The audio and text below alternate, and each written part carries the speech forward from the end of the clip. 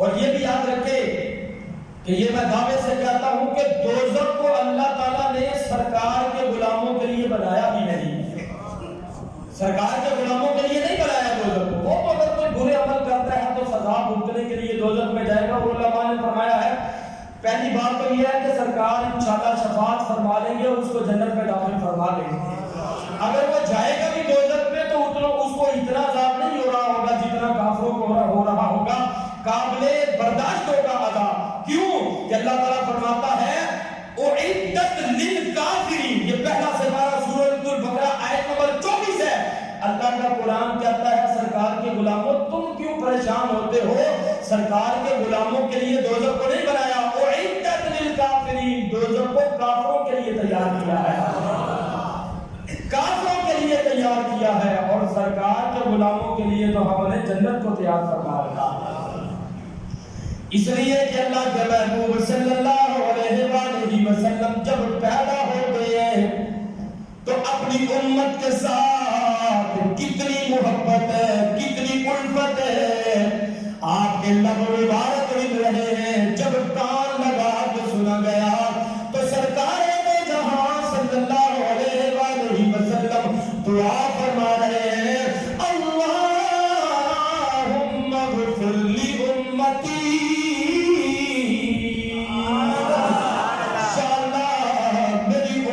بخش دے، میری امت کے گناہوں کو معاف فرما دے۔ پیدا ہوئے تو امت کے لیے دعا فرما رہے ہیں، جوان ہوئے تو امت کے لیے دعا فرما رہے ہیں۔ اگر سرکار رمضان المبارک کا مہینہ آتا ہے امت کے لیے دعا فرماتے ہیں، اس دنیا سے رخصت ہو رہے ہیں تب بھی اپنی امت کو یاد رکھے ہوئے ہیں۔ تو اسی لیے تو پنجابی کے شاعر نے خوبصورت انداز میں ترجمانی فرمائی ہے کہ کدی روندار آ جا کے زاراں دے وچ، غار حرا میں اور کیا کام تھا، امت کے لیے دعا کرتے تھے۔ اللہ تعالیٰ آپ سب کو اس جگہ پر لے جائے، آمین تو اونچی کرو نا۔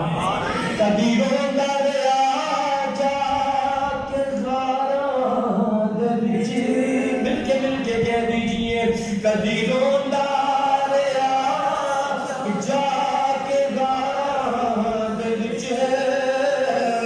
کدی روندار آ بیٹھ کے یاراں دے وچ، سونا نبی احمد مجتبی اپنی امت دے غم نوں مٹاندا رہیا۔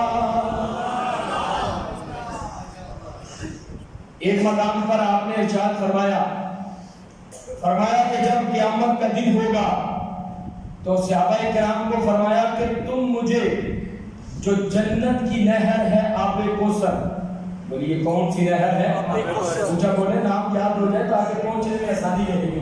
آب کوثر فرمایا کہ میرے صحابہ تم مجھے اس آب کوثر نہر پر جو جنت کی نہر ہے وہاں پر تلاش کرنا۔ فرمایا کہ میں اپنے ہاتھوں سے اپنے غلاموں کو اس نہر سے پانی پلا رہا ہوں۔ یہ کوئی معمولی بات نہیں ہے۔ آج اگر استاد شاگرد کو پانی پیش کر دینا تو وہ خوشی سے پھولے نہیں سماتا، اور اگر کوئی مرشد، ہم تو الحمدللہ سنی ہیں اور پیروں والے ہیں، سرکار کی ذات بابرکات تو ویسے ہی بہت بلند ہے، اللہ کے ولی کے جوتے اٹھانے کا موقع ہمیں مل جائے تو ہم اپنی خوش نصیبی سمجھتے ہیں۔ ادب ہی تو ہمارے پاس ہے۔ اگر کوئی مرشد اپنے مرید کو پانی پلا دے تو کیا زیادہ خوشی ہوتی ہے کہ نہیں؟ خوشی ہوتی ہے۔ آدمی خوشی سے پھولے نہیں سماتا، جی میرے پیر نے مجھے پانی پیش کر دیا، استاد نے پانی دے دیا، چودھری صاحب نے پانی پیش کر دیا، وہ دیکھو کتنا بڑا بندہ ہے، اس نے اپنے ہاتھوں سے مجھے پانی پیش کر دیا۔ تو اس حدیث پاک میں کسی لیڈر یا ہمارے استاد کی بات نہیں ہے، امام الانبیاء فرماتے ہیں، جو انبیاء کے سردار ہیں، رسولوں کے سردار ہیں، وہ فرماتے ہیں میں اپنے غلاموں کو اپنے ہاتھوں سے پانی پیش کروا رہا ہوں۔ جو اونچی سبحان اللہ کہے اللہ تعالیٰ سب کو سرکار کے دستے شفقت سے پانی پینا نصیب فرمائے۔ صحابہ کرام نے عرض کیا یا رسول اللہ صلی اللہ علیہ وسلم، اگر آپ ہمیں آب کوثر پر نہ ملے تو پھر ہم آپ کو کہاں پر تلاش کریں؟ آپ نے فرمایا آب کوثر پر ہوں گا، اگر وہاں نہ ہوا تو پھر پل صراط پہ آ جانا، میں پل صراط پہ ہوں گا۔ عرض کیا یا رسول اللہ صلی اللہ علیہ وسلم پل صراط پہ کیوں آپ تشریف فرما ہوں گے؟ اب آپ انشاءاللہ سنیں گے تو جو آج تک سبحان اللہ نہیں بولا انشاءاللہ اس کے بھی ہون سبحان اللہ کے لیے کھل جائے گا۔ آپ نے کیا ارشاد فرمایا؟ آپ نے فرمایا کہ آب کوثر پہ نہ ہوا تو پل صراط پہ آ جانا۔ توجہ، یا رسول اللہ صلی اللہ علیہ وسلم پل صراط پہ کیوں؟ اور آپ کو پتا ہونا چاہیے پل صراط وہ جگہ ہے کہ جو بال سے زیادہ پل صراط بال سے زیادہ باریک ہے اور چھری سے زیادہ تیز ہے، نیچے دوزخ ہے، جو وہاں سے گزرے گا تو جنت میں جائے گا، نیچے گرے گا تو دوزخ میں جائے گا۔ اللہ کے محبوب صلی اللہ علیہ وسلم نے فرمایا میں پل صراط پہ کھڑا اس لیے ہوں گا اپنے غلاموں کو خیر و عافیت سے گزارتے ہوئے جنت میں داخل فرما رہا تاکہ کہیں میرے غلام ڈگمگا کر نیچے گر نہ جائے، کہیں وہ خوفزدہ ہو کر نیچے گر نہ جائے، ادھر وہ بددعا کا چہرہ دیکھ رہے ہوں گے، ادھر وہ جھومتے ہوئے پل صراط سے گزرتے ہوئے جنت میں داخل فرما رہا۔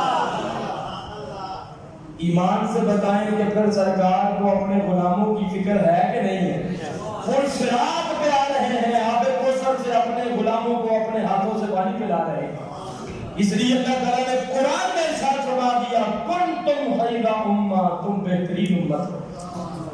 اور ایک اور حدیث پاک میں ارشاد فرمایا جب قیامت کا دن ہوگا لوگوں کو اتنا پسینہ آئے گا کہ لوگ اپنے پسینے میں خود ڈوبنے لگیں گے۔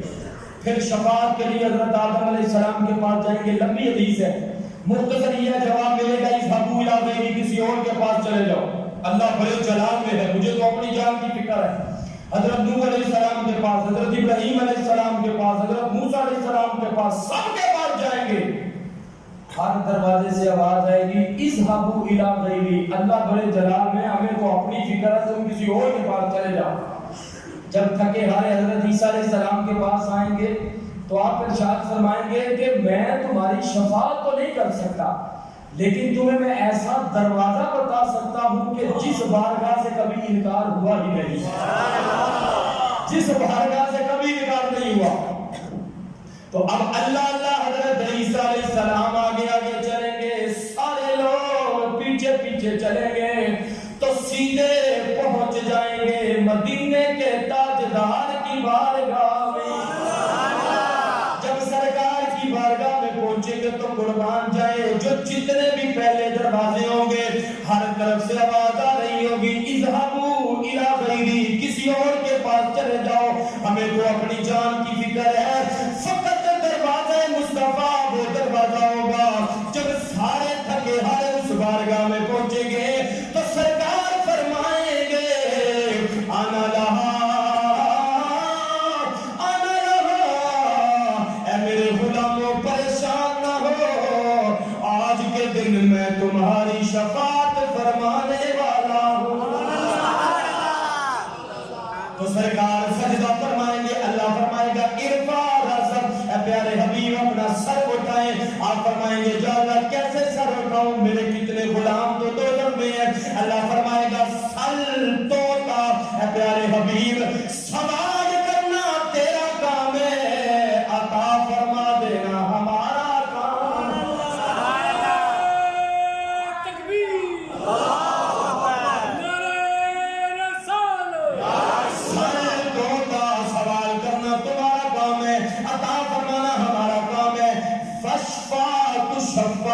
شفاعت کرنا آپ کا کام ہے، قبول کرنا ہمارا کام ہے۔ فَقُلْ شُسْمَا، اے پیارے حبیب آپ فرمائیں آپ کی بات کو سنا جائے گا۔ اور حدیث پاک میں آخری الفاظ یہ ہیں، اللہ فرمائے گا جس کے دل میں رائی کے دانے کے برابر بھی آپ کی محبت ہے اس کو بھی دوزخ سے نکال کر جنت میں داخل کر دیا جائے۔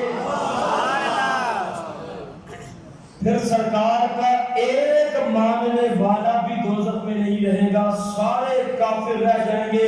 مسلمان جو ہوں گے ان کو جو آب حیات نہر ہوگی وہاں پر غسل دے کر سارے سرکار کے غلاموں کو جنت میں داخل فرما دیا۔ تو حضرت سلطان باہوی اسی کی ترجمانی فرماتے ہوئے فرماتے ہیں کہ بے بسم اللہ اسم اللہ دا، بے بسم اللہ اسم اللہ دا، اے بھی کہنا اے بارا، ہو ذرا مل کے کہو ہو،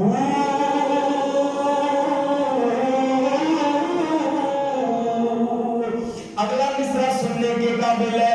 نال شفاعت سرور عالم، نال شفاعت سرور عالم، چھٹ سی عالم اے سارا،